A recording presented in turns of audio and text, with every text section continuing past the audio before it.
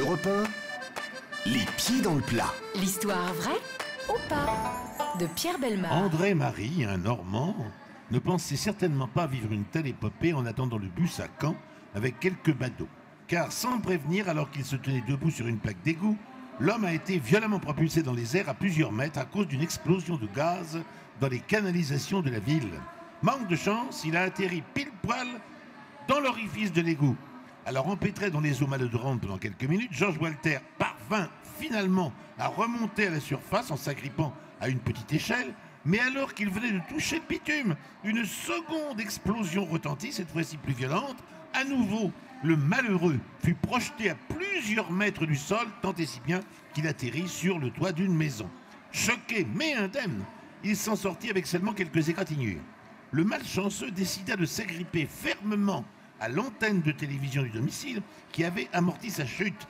Il avait trop peur qu'une nouvelle explosion se produise et d'être une nouvelle fois entraîné avec elle. Alors appelés sur place, les pompiers durent se résigner à scier l'antenne télé. Georges ne s'en sépara qu'une fois à l'hôpital où les médecins lui administrèrent un anesthésiant puissant. C'était l'histoire de Pierre Bellemare au Salon de l'Agriculture. Alors, Yves, est-ce que vous y croyez, Yves Candebord, notre invité? Non, j'y crois pas. Vous n'y croyez pas? Voilà, il n'y croit pas, il croit pas en Pierre Bellemare. Camille Combal. Moi, j'y crois pas, vous le savez. Pierre Bellemare, moustache qui frémit, c'est du mensonge. La moustache a frémi. J'y crois pas Elle du tout. frémit tout le temps, sa moustache. Valérie. Non, j'y crois malgré le coup qu'a fait Pierre tout à l'heure en me demandant d'aller faire le cri du cochon. Je crois tout de même à la parole de Pierre. Il a seulement jugé votre travail, c'est tout. Je connais Pierre Bellemare. Et enfin, Laurent Guimier. Oui, j'y crois aussi. Allez, Pierre Bellemare, votre histoire, est-ce qu'elle était vraie ou fausse?